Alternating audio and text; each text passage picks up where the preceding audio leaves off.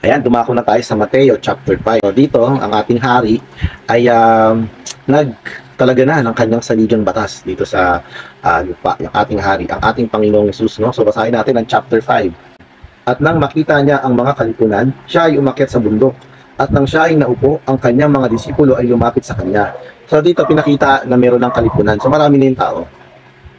At siya ay umakyat sa bundok. No? Pero nung nakita natin, nakaraan, nung yung Panginoon ay tumawag ng kanyang mga disipulo, siya ay pumunta sa dagat, sa mababang bahagi, no, ng lupa. Ito yung malapit sa dagat, sa baybayin. Pero dito mga kapatid, siya ay umakyat siya sa bundok.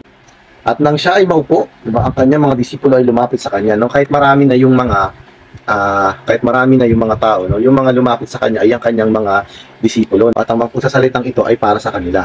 No? Ngayon mga kapatid, kailangan nating makita, pag nais nating marinig yung pagsasalita ng Panginoon, kailangan nating umakyat kung nasaan ang Panginoon. Kailangan nating umakyat sa pinakamataas na bahagi. Ako ay tumutukoy sa spiritual na aspeto, sa isang divinong realm, no? Kasi nasa physical realm tayo, no? Pumunta tayo sa spiritual realm. Sa spiritual realm, ang Panginoon ay nasa taas. Siya ay nasa itaas, pero kahit marami tayong mga Kristiyano, mahirap para sa atin na pumunta doon. Ang nakakapunta lang doon ay ang mga tunay na naglilingkod sa Panginoon. So kaya kailangan nating hanapin yung Panginoon sa pinakamataas na bahagi at marinig yung kanyang pagsasalita. Dito sa kanyang mga disipulo, sinalita niya ang saligang batas. Later on, sa Gawa chapter 11 verse 26, ang mga disipulo na ito ay tinawag ding mga Kristiyano. Ayan. So ibig sabihin, hindi lang basta mga disipulo ang pwede na pumunta doon, no? Kasi itong mga disipulo na ito ay ang mga naging Kristiyano. No? Hindi lang sila, hindi tayo. Tayo ay meron din kakayahan na lapitan ng Panginoon sa pinakamataas na bahagi para marinig yung kanyang pagsasalita. So, pakinggan natin kung ano ba yung salita ng Panginoon patungkol sa kanyang saligang batas. So, at kanyang binuksan ng kanyang bibig at tinuruan sila na nagsasabi. Verse 3, pinagpala ang mga dukha sa espiritu sapagkat kanila ang kaharian ng mga kalangitan. At dito, nasa dalawa tong perspective. Unang perspective, yung nasa physical realm. Yung mga tunay na Kristiyano, pag titignan mo sila at makikita mo na yung tila baga sila ay dukha sa espiritu. Kung tignan mo yung kanilang pamumuhay, no, sila ang tao ay kagaya sinabi natin noong nakaraan, at ang mga Kristiyano to ay dinidespise. So sa mata ng physical realm, sila ay mga dukha sa espiritu, yun yung kanilang nakikita. Pero sa divine realm, no, sila ay nakakatamo ng kaharian ng kalangitan, no? Kasi yung kanilang pagkatao ay nasa espiritu. Napaka-spiritual nilang mga tao kung saan sumasaklaw sila sa mga bagay na divino, sa isang kaharian ng kalangitan. No? Sa Pilipinas, no, meron tayong presidente. No? Yung presidente natin, siya yung nag-act as leader ng bansa. No? Sa ibang bansa naman, merong hari. Pero dito, nung tayo ay naging Kristiyano, ang naging hari natin ay ang Panginoon. Pero yung paghahari ng Panginoon ay sumasaklaw sa isang dibinong kinasasaklawan. No? Ang Panginoon ay nasa divine realm. Yung kaharian ng Panginoon ay nasa divine realm. So, titignan natin yung San Sinukob, no? Yung mga Kristiyano, napakarami nila. No? Na-occupy na nila yung buong lupa. Itong ating Panginoong Hesus, yung kanyang kaharian ay sumaklaw na sa buong mundo. Napakaraming Kristiyano. No? Pero ang tanong natin, ilan lang sa mga taong yan ang nakakapunta sa isang dibinong kinasasaklawan?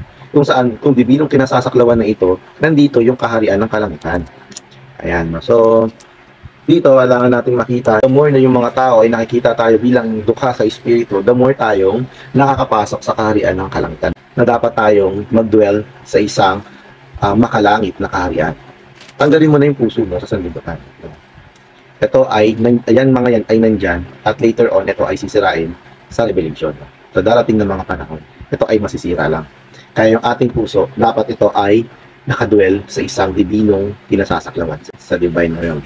Verse 4, pinagpala ang mga nagdadalamhati sapagkat sila ay aalilid. Sa physical na realm, makita mo na yung eklesiya, no, ito ay inuusig ng sanlibutan.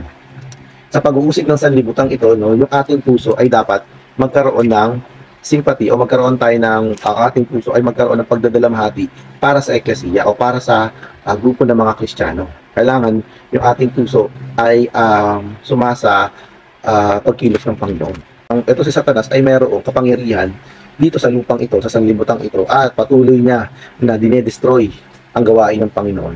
That's the time yung ating puso ay magkaroon ng pagdadalamhati para sa gawain ng Panginoon.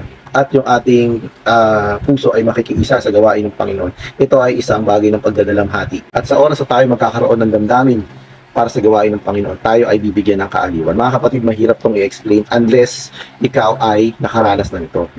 At every time na ikaw ay lumalakad kasama ng mga kapatid para magpahayag ng Ebanghelyo, nararamdaman mo nito mga kapatid kung gaano ka i-reject ng sanlibutan. Pero mararamdaman mo sa loob mo na ikaw ay nagkakaroon ng kaligayahan, no? Nakikita mo na yung Diyos ay masaya sa ginagawa mo.